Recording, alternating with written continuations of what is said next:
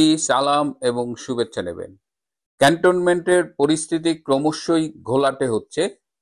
এই যে 25 জন সামরিক কর্মকর্তার বিরুদ্ধে গ্রেপ্তারি পরোয়ানা জারি করা হলো এবং তাদের মধ্যে 14 জন এই মুহূর্তে ক্যান্টনমেন্টে বন্দী আছে। অফিসার্স মেসে তাদের আটক করে রাখা হয়েছে। এর মধ্যে আমরা দেখলাম যে স্বরাষ্ট্র মন্ত্রণালয় থেকে একটি প্রজ্ঞাপন জারি করা হয়েছে। ক্যান্টনমেন্টের একটি ইঞ্জিনিয়ারিং বিল্ডিংকে সাব জেল ঘোষণা করা হয়েছে। এখানে কিছু আইনি বিষয় উঠেছে। প্রথমত হলো, কাউকে গ্রেপ্তার করার 48 ঘন্টার মধ্যে তাকে আদালতে প্রডিউস করতে হয়। সেদিক দিয়ে এই আইনটি মানা হচ্ছে না। অফিসার্স মেসে তাদের গ্রেপ্তার করা হয়েছে, কিন্তু তাদের কোর্টের কাছে প্রডিউস করা হয়নি। আইসিটিতে তাদের 22শে অক্টোবরের মধ্যে গ্রেপ্তার করে 22শে অক্টোবর হাজির করার কথা। সো এইখানে একটা আইনের ব্যত্যয় ঘটছে। আমরা ছবি দেখেছি যে চারিদিকে বড় করে মানে প্রাচীর তুলে কাঁটাতারের বেড়া দিয়ে একটা জেল তৈরি করা হচ্ছে। আর সাব জেল এই স্বরাষ্ট্র মন্ত্রণালয়ের প্রজ্ঞাপনের মাধ্যমে এটাকে সাব জেল ঘোষণা করা হয়েছে। কিন্তু খেয়াল করে দেখবেন যে বিল্ডিংটা কিন্তু সামরিক এরিয়ায় এবং সামরিক একটা স্থাপনা। আবার প্রজ্ঞাপন জারি করছে বেসামরিক কর্তৃপক্ষ। বেসামরিক কর্তৃপক্ষ স্বরাষ্ট্র মন্ত্রণালয় কি ক্যান্টনমেন্টের একটা ভবনকে সাব জেল ঘোষণা করবার আইনি অধিকার রাখে কিনা, এই প্রশ্ন কোনো কোনো আইনজীবী তুলছেন। তো এরকম একটা কঠিন অবস্থা, এবং এটা সামগ্রিকভাবে সেনাবাহিনীদের ভেতরে ক্ষোভ তৈরি করেছে, সেনাবাহিনীর ভাবমূর্তিকে ক্ষতিগ্রস্ত করেছে। এর মধ্যে আমরা দেখলাম সোশ্যাল মিডিয়ায় ভাইরাল হয়েছে যে রাজু ভাস্কর্যের কাছে কয়েকজন আর্মি অফিসারের ছবি টানিয়ে দেওয়া হচ্ছে, একদম ফুল লেন্থ ছবি, বোর্ড কেটে। এবং এরা হলো এই গ্রেপ্তারি পরোয়ানা যাদের বিরুদ্ধে জারি করা হচ্ছে সেই সব সামরিক কর্মকর্তা। প্রকাশ্যে এইভাবে সামরিক কর্মকর্তাদের ফুল লেন্থ ছবি টাঙিয়ে দেওয়া, এটা তো মৌলিক মানবাধিকারের পরিপন্থী একটা কাজ।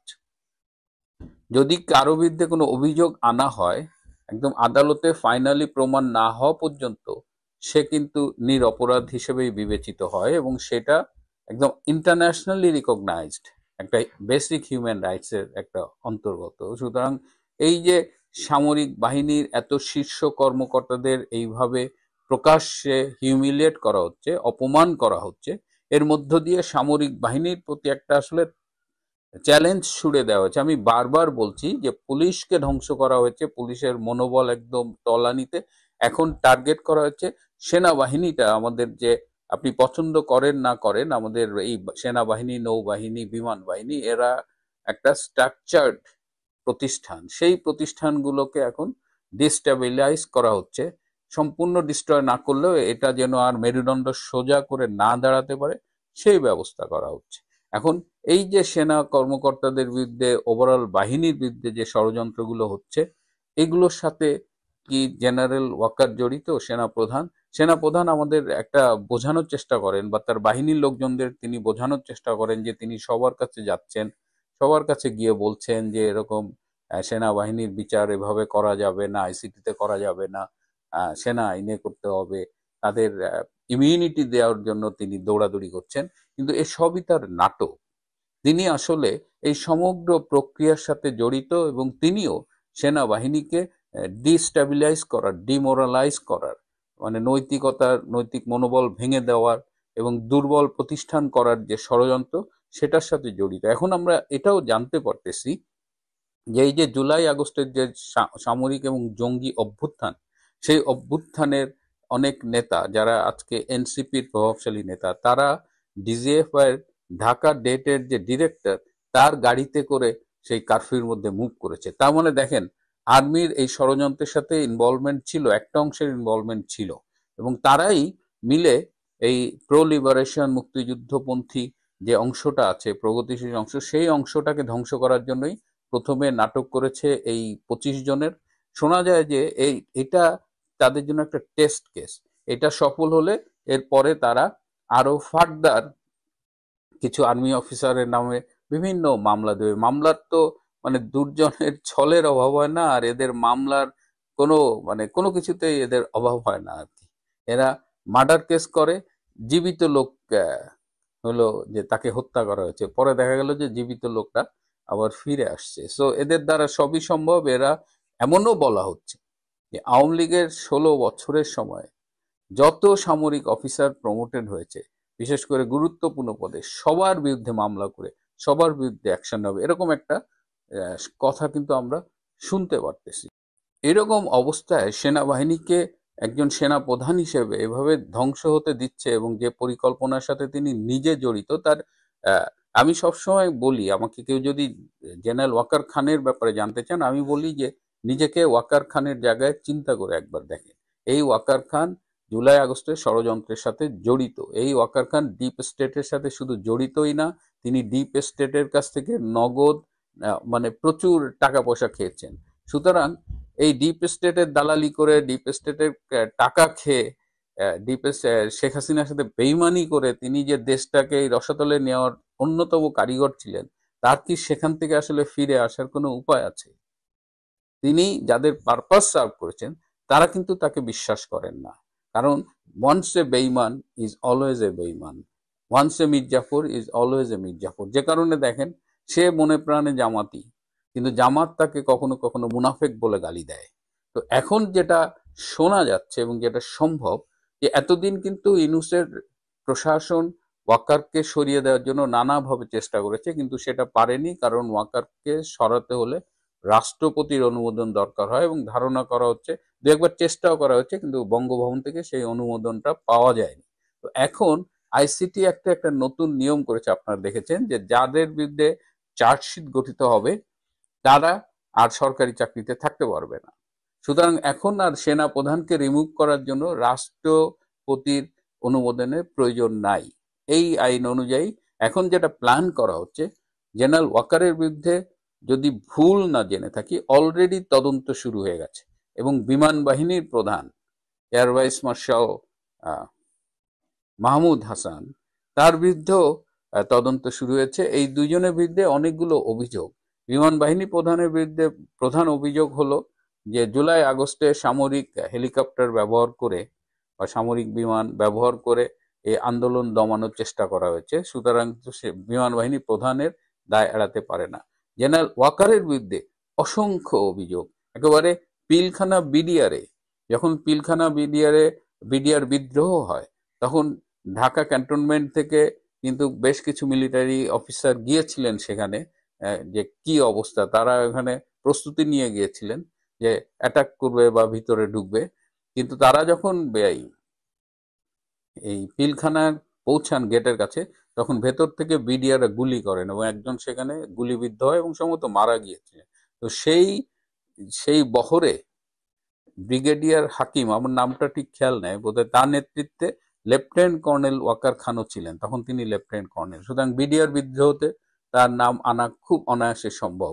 এরপরে উনি সরকারি যেসব দায়িত্ব পালন করেছেন, আর্ম ফোর্সেস ডিভিশনের প্রিন্সিপাল স্টাফ অফিসার বা যে দায়িত্ব পালন করেছেন, প্রত্যেকটা জায়গায় তার বিরুদ্ধে অভিযোগ আনার সুযোগ আছে। এমনকি সেনা প্রধান হিসেবে জুলাই আগস্টের যে হত্যাকাণ্ড হয়েছে, সেই হত্যাকাণ্ডেও তাকে জড়িয়ে দেওয়া হতে পারে এবং এই বিষয়ে তদন্ত চলছে। এবং এই তদন্ত শেষে যদি আইসিটিতে মামলা দায়ের করা হয় এবং চার্জশিট সাবমিট করা হয়, তাহলে জেনারেল ওয়াকার খান এবং বিমান বাহিনী প্রধান মাহমুদ হাসান দুইজন অটোমেটিক্যালি আর তখন পদে থাকবেন না বলেই ধারণা করা হচ্ছে। সুতরাং যে জেনারেল ওয়াকার একটা নির্বাচিত সরকার এবং তার নিয়োগকর্তা শেখ হাসিনা সরকারের সাথে বেইমানি করলো, যে জেনারেল ওয়াকার খান সামগ্রিকভাবে সেনাবাহিনীকে দুর্বল করে দেওয়ার জন্য সকল ষড়যন্ত্রের সাথে তলে তলে আঁতাত করলো, আজকে আমি অবাক হব না যদি তারা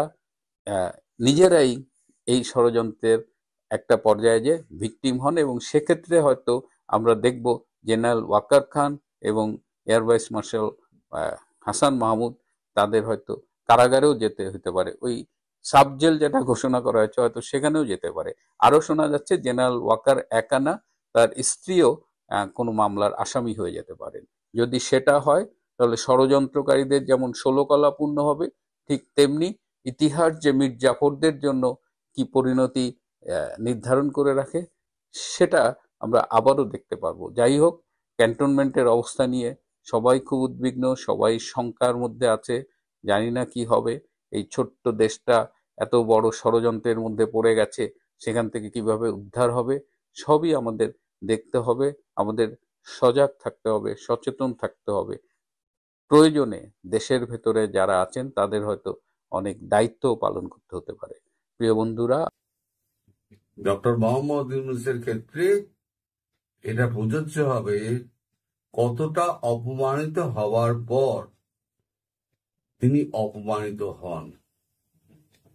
এখন এই যে ইটালিতে গেলেন, যাওয়ার আগে ওনার যখন শিডিউল টিডিউল তৈরি হলো, যখন এই শফিকুল ইসলাম যখন বললেন যে 12 তারিখে উনি রওনা হবেন, ফেরার তারিখটা বললেন না, আমি তখন একটা ভিডিও করেছিলাম 6 তারিখে।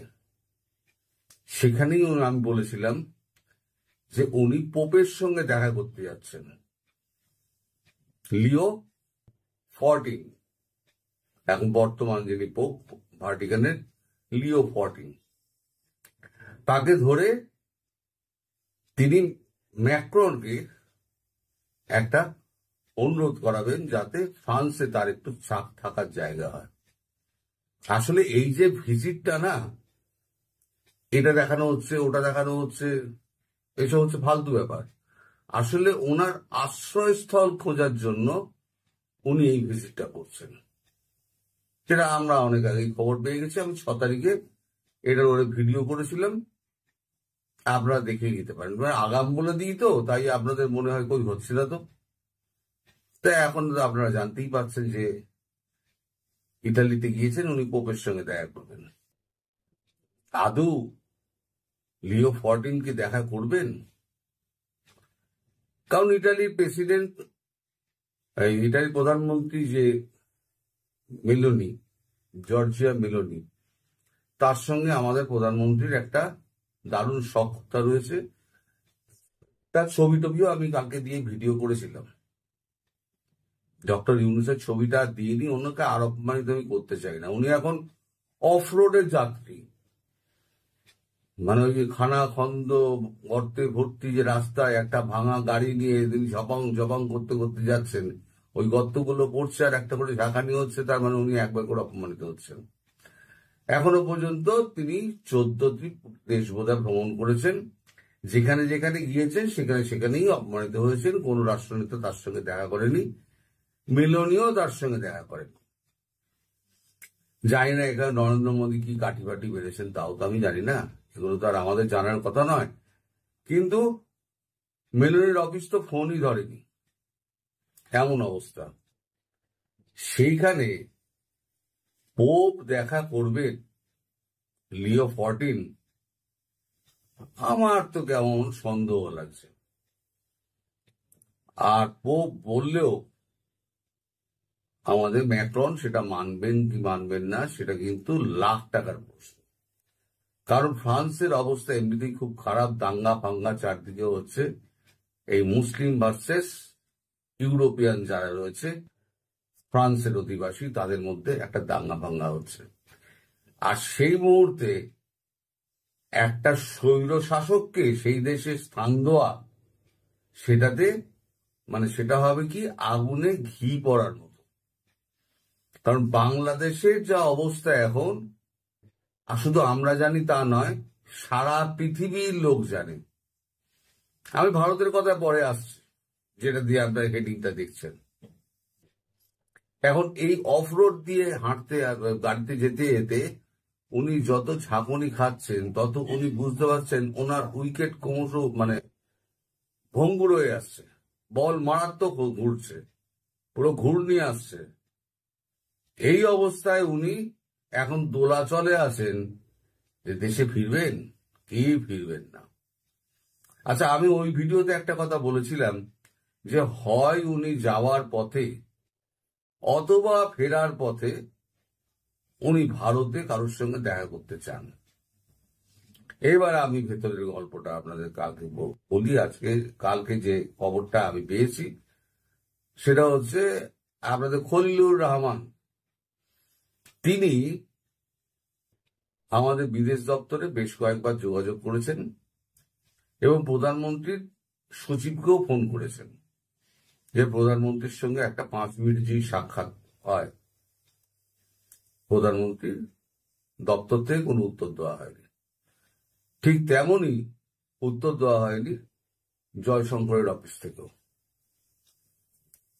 তার মানে একেবারে ভারতবর্ষ পাত্তাই দিচ্ছে না, ভারতবর্ষ ট্রাম্পকে পাত্তা দিচ্ছে না।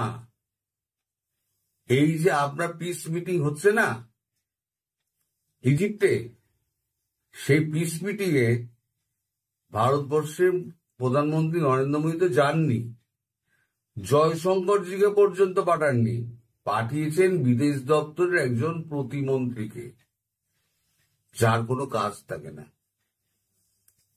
একটা ছোটখাটো দল থেকে নেওয়া হয় তো গভর্নমেন্ট করার জন্য, এনডিএ, তা একটা মন্ত্রিত্ব দিয়ে দেওয়া হয়, ওই কলম পেশার কাজ, তাকে পাঠিয়ে দিয়েছেন। তাহলে ভারতবর্ষ 2 পয়সার দাম দিচ্ছে না আমেরিকাকে। যে ভারতবর্ষ 2 পয়সার দাম দেয় না আমেরিকাকে, সে বাংলাদেশকে কি দাম দেবে? তারপরে তো বাংলাদেশ তো ওখানে বসে, বিদেশে বসে যেখানে গিয়েছেন সেখানে ভারতবর্ষ সম্পর্কে উনি বিষোদ্গার করেছেন। আবার ভারতবর্ষে এসে নরেন্দ্র মোদীর সাক্ষাৎ পাওয়ার জন্য তিনি বিভিন্ন দপ্তরে খলিলুরকে দিয়ে যোগাযোগ করাচ্ছেন। তাই বলছি, আর কত অপমানিত হলে তবে তিনি বুঝবেন তিনি অপমানিত হয়েছেন। তার এই অফরোডের গাড়ি চলা আর ঝাঁকানি, তাতে কিন্তু ওনার ইমেজ মারাত্মক রকমের ক্ষতি হচ্ছে। ওনার অবস্থাটা কেমন হয়েছে আমি আপনাদের বলি, একটা গল্প ছলে বলছি, তো এটা বাস্তবেও আপনারা তো দেখেছেন। কারণ আমাদের এখানে কলকাতা শহরে আগে প্রচুর জায়গা ছিল, এখন আর জায়গা টায়গা নেই। এখন আমাদের কমিউনিটি হল ভাড়া করে, যেমন আমার ছেলের বিয়েতেও কমিউনিটি হল ভাড়া করতে হচ্ছে, হল ভাড়া করে সেখানে বিয়ে দিতে হচ্ছে। কারণ এখানে মাটি নেই, সব একেবারে বাড়ি হয়ে গেছে, লম্বা লম্বা উঁচু উঁচু ফ্ল্যাট হয়ে গেছে। তা যখন আগে সামিয়ানা টানিয়ে যখন এই সমস্ত বিয়ে থা হতো না, তখন হালুইকরের সঙ্গে একটা লোক থাকতো বাঁশের লাঠি নিয়ে, তাকে বলতো তারণদার, নাম ছিল তারণদার। তার কাজ ছিল কি, গেটের সামনে এবং চৌহদ্দিতে সে লাঠি নিয়ে ঘুরে বেড়াতো, পাড়ার যত নেড়ি কুত্তা আছে সেই নেড়ি কুত্তাগুলো এসে বিয়ে বাড়ির সামনে ওখানে ভিড় বাড়াতো। আর ওই তারণদার কি করতো, যখনই দেখতো তখনই আচ্ছা করে লাঠি দিয়ে পেটাতো, পেটালে পরে কুকুরগুলো পালিয়ে যেত। আবার হয়তো 1 মিনিট 2 মিনিট 5 মিনিট 10 মিনিট বাদে আবার দল বেঁধে ওই হাড্ডি খাওয়ার জন্য চলে আসতো। পেয়ে হাজার মারো এই কুত্তাদের, সেই কুত্তারা কিন্তু যাবে না, ওদের হাড্ডি না পাওয়া পর্যন্ত ওরা যাবে না। এখন তো আমাদের এখানে নির্বীজকরণ ফরণ হওয়ার পরে তো এখন আমাদের নেড়ি অনেক কমে গেছে, অনেক কমে গেছে, বা 60% নেড়ি কমে গেছে, সব নির্বীজকরণ করে দেওয়া হয়েছে। ওই জন্য নেড়িদের সন্তানাদি খুব একটা হয় না, কারণ এরা রাত্রিবেলা লোককে চলতে দেয় না, যখন তখন তেড়ে আসে, কামড়ে দেয়, তারপরে রাস্তাঘাটে বাস সেবা করে। আমাদের এখানে ঘন ঘন গাড়ি যাতায়াত করে, ব্যস্ত রাস্তায় পারাপার হয়, ফলে আমাদের এখানে নেড়ি কুত্তা কমে গেছে। কিন্তু বাংলাদেশে শুনছি তো নেড়ি কুত্তা অনেক বেড়ে গেছে। আবার নেড়ি কুত্তাদের তাড়ানোর জন্য সে তারণদারও নেই। আর এই এখন না আমাদের ইউনুস সাহেব হয়ে গেছে কি, সেই এরকম হয়ে গেছে, হাড্ডি যেখানে পাবে, হাড্ডির জন্য ইউনুস সাহেব, হাড্ডিটা হচ্ছে একটা ছবি, যার সঙ্গে তার সঙ্গে হোক একটা ছবি ওনার চাই। সে ইটালির মেয়রের অফিসে গিয়ে একটা কাতারের সোফায় বসে তো ছবি তুললো, ওনার ছবি একটা চাই। উনি এনার সঙ্গে দেখা করেছেন, তার মানে ওটাকে এস্টাবলিশ করা যে উনি কোথাও গিয়েছেন, কারোর সঙ্গে দেখা করেছেন। আসল কথাটা হচ্ছে উনি আশ্রয় সন্ধান করে বেড়াচ্ছেন, কারণ ওনার বুঝে গেছেন পিছে ঘূর্ণি ধরেছে, পিছে ফাটল ধরেছে, বল বাই বাই করে ঘুরছে, কখন কি হয়ে যায় কোনো ঠিক নেই, কোন সময় গতি পড়ে যায়। তা এখন উনি, আমি তখন সেই 6 তারিখের ভিডিওটাতে বলেছিলাম যে এখন উনি দোলাচলে রয়েছেন যে আদৌ ফিরবেন না ফিরবেন না। যদি দেখেন যে উইকেটের প্রচন্ড রকম ঘূর্ণি, তাহলে কিন্তু ওনার আসার কিন্তু ডেট কিন্তু ঘোষণা করা হয়নি, ডেটটা কিন্তু উৎস রাখা হয়েছে। তো আমি এই যে আমি আমাদের দেশের এই যে ডেরি কুত্তার গল্প করলাম, এর সঙ্গে কিন্তু আমি কারণ মেলাতে চাইছি না। আমি একটা উদাহরণ দিলাম যে হাড্ডির লোভ আর ইউনূস সাহেবের ছবির লোভ। আর যে নিজেকে একবার একটা মেয়রের সঙ্গে বসিয়ে দেয়, তার গ্রেডকে যখন নিচে নামিয়ে দেয়, তাহলে প্রধানমন্ত্রী তাকে ভ্যালু দেবে কেন? একটা ছোট একটা স্টেটের একটা শহরের একটা মেয়র, তাও দেখলাম তিনি একটা সিঙ্গেল চেয়ারে, তার যে সহকারী তিনি একটা সিঙ্গেল চেয়ার মানে সোফায়, আর উনি বসে আছেন লোক লস্কর সমেত সমস্ত লম্বা লাইন দিয়ে যে সোফাগুলো আছে সেই সোফারে একটা কাতারে বসে আছেন। ওনার একটা সিঙ্গেল সোফাও জোটেনি। শুরু করেছিলাম কবির কবিতা দিয়ে, কতটা পথ চললে পরে পথিক হওয়া যায়, আর কতটা অপমানিত হলে তবে অপমানিত হওয়া যায়। ডক্টর ইউনূসের ক্ষেত্রে সেটা হচ্ছে একদম প্রযোজ্য। কারণ ভারতবর্ষ এখন এমন একটা অবস্থানের মধ্যে রয়েছে, যে কোনো সময় যা কিছু হতে পারে। তাই এর মধ্যে ডক্টর ইউনূসের সঙ্গে দেখা করে ভারতবর্ষ আর জটিলতা বাড়াতে চায় না। ভারতবর্ষ নিজের অবস্থান ঠিক করে নিয়েছে, কি করে কি করবে সব অবস্থান ঠিক করা হয়ে গেছে।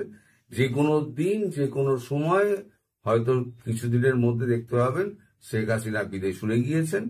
ফলে এখন ডক্টর ইউনূস, জল যখন নাকের ওপরে উঠে গিয়েছে, ডক্টর ইউনূস এখানে এসে কোনো ডাল গলাতে পারবেন না, ডক্টর ইউনূসকে কেউ পাত্তাও দেবেন না। সবাই ভালো। 2024 সালের জুলাই আগস্টে বাংলাদেশে যে ভয়াবহ সহিংসতা, অরাজকতা, নৈরাজ্য, বীভৎস অবস্থা, পুলিশ হত্যা, সাধারণ মানুষ হত্যা, সরকারি প্রতিষ্ঠান পুড়িয়ে দেওয়া, ধ্বংস করে দেওয়া, লুণ্ঠন করা, গণভবন লুণ্ঠন, সংসদ ভবন লুণ্ঠনের যে ভয়ঙ্কর ঘটনা, সেই ঘটনাকে মানবতা বিরোধী অপরাধ হিসাবে গণ্য করে বাংলাদেশের আইসিটি ট্রাইব্যুনালে একটি বিচার চলছে। সেই বিচারের একটি অংশ নিয়ে আপনাদের সঙ্গে কথা বলবো। ওই আন্দোলনকে, ওই সহিংস আন্দোলনকে মানবতা বিরোধী অপরাধ সংঘটিত হওয়ার ঘটনা হিসেবে উল্লেখ করে একটা বিচার চলছে। বাংলাদেশের নির্বাচিত প্রধানমন্ত্রী শেখ হাসিনা, স্বরাষ্ট্রমন্ত্রী বীর মুক্তিযোদ্ধা জনাব আসাদুজ্জামান কামাল, মহাপুলিশ পরিদর্শক চৌধুরী আব্দুল্লাহ আল মামুন, এই তিনজনের বিচার চলছে। বিচার প্রায় শেষ প্রান্তে। চৌধুরী আব্দুল্লাহ আল মামুনকে বুঝিয়ে শুনিয়ে প্রলোভন দেখিয়ে নির্যাতনের মুখে রাজসাক্ষী করা হয়েছে। তিনি বিভিন্ন স্টেটমেন্ট দিয়ে নিজেকে রক্ষা করার চেষ্টা করছেন। আর অপর দুইজন এই বিচারের সঙ্গে আদালতে নেই, প্রধানমন্ত্রী শেখ হাসিনা এবং স্বরাষ্ট্রমন্ত্রী আসাদুজ্জামান কামাল। সাক্ষ্য পর্ব শেষ করে chief prosecutor advocate Tajul Islam তার যুক্তিতর্ক উপস্থাপন করেছেন। সেই যুক্তিতর্কের গুরুত্বপূর্ণ অংশ নিয়ে আজ আমি কথা বলছি। কিভাবে শেখ হাসিনা, স্বরাষ্ট্রমন্ত্রী এবং পুলিশের আইজিপি এই তিনজন আসামি হলেন, সেটাকেই তিনি ব্যাখ্যা করেছেন। আমি সেই ব্যাখ্যার আলোকেই কথা বলছি। তিনি বলেছেন সুপিরিয়র কমান্ড রেসপন্সিবিলিটিস, অর্থাৎ ঊর্ধ্বতন কমান্ডারের দায় দায়িত্ব। এই অভিযোগে প্রধানমন্ত্রী হিসাবে শেখ হাসিনা, স্বরাষ্ট্রমন্ত্রী হিসাবে জনাব আসাদুজ্জামান কামাল এবং পুলিশ প্রধান হিসাবে চৌধুরী আব্দুল্লাহ আল মামুন দায় অস্বীকার করতে পারেন না। সুপিরিয়র রেসপন্সিবিলিটিস, ঊর্ধ্বতন কর্তৃপক্ষের দায় এবং দায়িত্ব। আইনের ভাষায় সুপিরিয়র রেসপন্সিবিলিটিস। সে কারণে যারা গুলি করেছে, যারা সহিংসতা করেছে, যারা তাদের কথিত মানবতা বিরোধী অপরাধ করেছে, তাদের সুপিরিয়র ছিলেন শেখ হাসিনা, সুপিরিয়র ছিলেন আসাদুজ্জামান কামাল, সুপিরিয়র ছিলেন চৌধুরী আব্দুল্লাহ আল মামুন। সেজন্য তারা অপরাধী, তাদের বিচার করা হচ্ছে। তিনি আরো বলেছেন, অনেক পুলিশ গুলি করেছে, অনেক পুলিশ অন্যায় করেছে, আমরা গণহারে তাদের ধরছি না, আমরা কমান্ডিং লেভেলের যারা তাদেরকে ধরছি। প্রশ্নটা এখানেই, প্রধানমন্ত্রী কমান্ড দিয়েছেন কিনা, স্বরাষ্ট্রমন্ত্রী দিয়েছেন কিনা, সেটা অনেক আলোচনা, অনেক বিবেচনার বিষয়। কারণ পুলিশের কে কোথায় কি দায়িত্ব পালন করবেন এটা কারো কমান্ড দেওয়ার কোনো আবশ্যকতা নাই, আইনে আছে এবং তাদের উপর দায়িত্ব দেওয়া আছে। কিন্তু প্রাসঙ্গিক বিষয়টা হচ্ছে, সেনাবাহিনীর রাস্তায় দায়িত্ব ছিল এই সহিংসতাকালীন সময়ে। জাতিসংঘের যে রিপোর্টটি, সেই রিপোর্টে সেনাবাহিনীর ভূমিকার কথা উল্লেখ করা হয়েছে এবং সেনাবাহিনীর প্রধান যিনি সেনা প্রধান জেনারেল ওয়াকারুজ্জামান এবং পুলিশ প্রধান চৌধুরী আব্দুল্লাহ আল মামুন, তারা যাত্রাবাড়ির ভয়াবহ নৈরাজ্য, সহিংসতা, নাশকতা পরিদর্শন করতে গিয়ে সেই বিভৎসতার উপরে বক্তব্য রেখেছিলেন। পুলিশ যদি আইজিপির নির্দেশে রাস্তায় নেমে থাকে, সেনাবাহিনী নিশ্চয়ই সেনা প্রধানের নির্দেশের বাইরে রাস্তায় যায়নি। এবং জাতিসংঘের রিপোর্টে যেভাবে অভিযুক্ত করা হয়েছে ল এনফোর্সিং এজেন্সিকে, তার ভিতরে সেনাবাহিনী, বিজিবি, পুলিশ, আনসার, র্যাব, তার ভিতরে সেনাবাহিনী আছে এবং ওই রিপোর্টে বারবার উল্লেখ করা হয়েছে কিভাবে সেনাবাহিনী কি দায়িত্ব পালন করেছে, আকাশে, নিচে, রাস্তায়, সবখানে। র্যাবের ভিতর সেনা সদস্যরা রয়েছে, সেনাবাহিনীর ডাইরেক্ট যারা রাস্তায় ডিউটিতে ছিলেন তারা সেখানে রয়েছেন। তাহলে পুলিশের হাইকমান্ড যদি পুলিশের আইজিপি হন, স্বরাষ্ট্রমন্ত্রী হন, তাহলে সেনাবাহিনীর হাইকমান্ড সুপিরিয়র রেসপন্সিবিলিটিস সেনাপ্রধান জেনারেল ওয়াকারুজ্জামান কিভাবে এড়িয়ে যাবেন, এটা ফৌজদারি আইন বিশেষজ্ঞদের বিশ্লেষণ এবং অভিমত। আপাতত তাকে স্পর্শ করা হচ্ছে না। বিদেশে থাকা 3 জন অনলাইন অ্যাক্টিভিস্ট, পিনাকি ভট্টাচার্য, কনক সরোয়ার, ইলিয়াস হোসেন এবং অপর কয়েকজন অবসরপ্রাপ্ত বা চাকরিচ্যুত সেনা কর্মকর্তারা বারবার দাবি জানাচ্ছেন জেনারেল ওয়াকারকে গ্রেপ্তার করতে হবে। দেশের অভ্যন্তরে এই শিবিরের লোকরা জেনারেল ওয়াকারের বিরুদ্ধে সোচ্চার।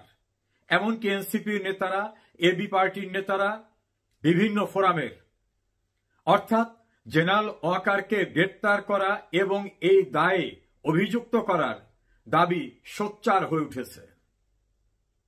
অতীতেও কিন্তু এই ট্রাইব্যুনালে এখন যাদের বিচার হচ্ছে, তাদের বিচারের পূর্বে কিন্তু এমন একটি দাবিকে জোরালো করানো হয়েছিল। জেনারেল ওয়াকারুজ্জামান, আপনি নির্ভর করেছিলেন অবসরপ্রাপ্ত ইকবাল করিম ভুইয়া সহ সাবেক অবসরপ্রাপ্ত মেজর জেনারেল ফজলে এলাহি আকবর এবং অন্যান্যদের উপর। প্রভাবিত হয়েছিলেন তাদের দ্বারা। তারা কারা? একটি গণতান্ত্রিক সরকারকে উচ্ছেদের আন্দোলনে যারা ডাইরেক্ট ইনভলভ। একটি নির্বাচিত সরকার ক্ষমতায় থাকা অবস্থায় আপনি আর একটি সরকার গঠনের জন্য রাজনৈতিক দলের সঙ্গে যোগাযোগের দায়িত্ব দিয়েছিলেন বিএনপি চেয়ারপারসনের গুরুত্বপূর্ণ উপদেষ্টা অবসরপ্রাপ্ত মেজর জেনারেল ফজলে এলাহি আকবরকে। কে আপনাকে এই পরামর্শ দিয়েছিল? কোন আইনে একটি সরকার বিদ্যমান থাকা অবস্থায় আর একটি সরকার গঠনের প্রক্রিয়ার ভিতরে আপনি গেলেন? কার নির্দেশে? কোন অথরিটিতে? সে প্রসঙ্গটা কিন্তু শেষ হয়ে যায়নি। ক্যান্টনমেন্টে কাদের ডেকে এনেছিলেন? আইনে দ্বারা নিষিদ্ধ ঘোষিত একটি রাজনৈতিক দল এবং তার প্রধানকে আপনি আদব তমিজের সঙ্গে কিভাবে নাম উচ্চারণ করেছিলেন আমি আর সেটা বলতে চাই না। নিষিদ্ধ ঘোষিত সংগঠন নিয়ে আপনি নির্বাচিত একটি সরকারের পরিবর্তে একটি সরকার গঠন প্রক্রিয়া শুরু করেছিলেন। এই কৈফিয়তটি একদিন আপনাকে দিতে হবে যে কোন আইনে, কার পরামর্শে একটি সরকার থাকা অবস্থায় আর একটি সরকার গঠনের প্রক্রিয়ায় আপনি গেলেন। তার পরবর্তীতে আপনি সেই সব দলের নেতাদের সঙ্গে নিয়মিত বৈঠক করছেন, টেলিফোনে কথা বলছেন, হাসপাতালে যাচ্ছেন, আপনার দপ্তরে ডাকতেছেন। আর দেশটা যারা স্বাধীন করল, আপনাকে যারা সেনাপ্রধান করল, তাদের উপর যে নিবর্তনমূলক নির্যাতন, বর্বরতা, নারকীয়তা হচ্ছে, এমনকি বাঙালি জাতির সবচেয়ে শ্রদ্ধার সমস্ত অর্জনের সূতিকাগারের যে পবিত্র স্থানটি ৩২ নম্বর ভেঙে গুড়িয়ে দেওয়া হলো, তখনও কিন্তু আপনি সেনাপ্রধান এবং আপনার আর্মিরা সেখানে দাঁড়ানো ছিল। আপনি কি ভেবেছেন শেষ রক্ষা হবে? আমি যদি চিফ প্রসিকিউটর অ্যাডভোকেট তাজুল ইসলামের আর্গুমেন্টকে মূল্যায়ন করি, তিনি বলেছেন যে কোনো অপরাধের দায় শুধু যিনি অপরাধ করছেন তার না, তার সুপিরিয়র অথরিটি যারা ছিলেন, সুপিরিয়র রেসপন্সিবিলিটিস যার আছে, সেখান থেকে আপনার কি পরিত্রাণ হবে? আমার তো মনে হয় ওরা আপনাকে পরিত্রাণ দেবে না। আমার শুধু না, অনেকেরই আশঙ্কা। সে আশঙ্কার সঙ্গে আমি একমত। কারণ বাংলাদেশের ইতিহাসে না, ভারত উপমহাদেশের ইতিহাসে একসঙ্গে এতগুলি জেনারেলকে একটি সিভিল কোর্ট বা একটা অন্যরকম একটা কোর্ট যেটা আর্মির বাইরের, সেই কোর্টের থেকে গ্রেপ্তারি পরোয়ানা জারি করা হয়। গ্রেপ্তারি পরোয়ানা পৌঁছাবার পূর্বে তাদেরকে গুটিয়ে নিয়ে এসে হেফাজতে আটকালেন। ততক্ষণ পর্যন্ত কোনো কাগজই আপনারা পাননি। কি হতে যাচ্ছে? আপনি সেনাপ্রধান হিসাবে কোথায় নিয়ে যাচ্ছেন বাংলাদেশকে? কোথায় নিয়ে যাচ্ছেন সেনাবাহিনীকে? আপনি কি কারো ফাঁদে পা দিয়েছেন? এমন প্রশ্ন কিন্তু অনেকের। জেনারেল ওয়াকারুজ্জামান, আপনি নিঃসন্দেহে একজন ভদ্রলোক, আপনি একজন সৎ মানুষ, আপনি একজন নামাজি মানুষ, কিন্তু সংবিধান সম্মত যে শপথ আপনি নিয়েছিলেন, জীবনের বিনিময়ে হলেও আপনি রাষ্ট্রপতি, সংবিধান এবং বাংলাদেশকে রক্ষা করবেন। তো সংবিধান তো একটা বই আর কাগজ না, সাংবিধানিক বিধি ব্যবস্থা রক্ষা করবেন। সাংবিধানিকভাবে নির্বাচিত সরকারকে কি আপনি রক্ষা করায় ভূমিকা রেখেছিলেন? বাংলাদেশকে রক্ষা করায় কি আপনার ভূমিকা আছে? রাষ্ট্রপতিকে যেভাবে হেনস্থা করা হচ্ছে, সেটা রক্ষায় কি কোনো ভূমিকা দৃশ্যমান? রাষ্ট্রপতির সব স্টাফ তুলে নেওয়া হয়েছে, তার প্রেস উইং তুলে নেওয়া হয়েছে, তাকে অশ্রাব্য ভাষায় গালিগালাজ করা হচ্ছে, যেটা রাষ্ট্রদ্রোহী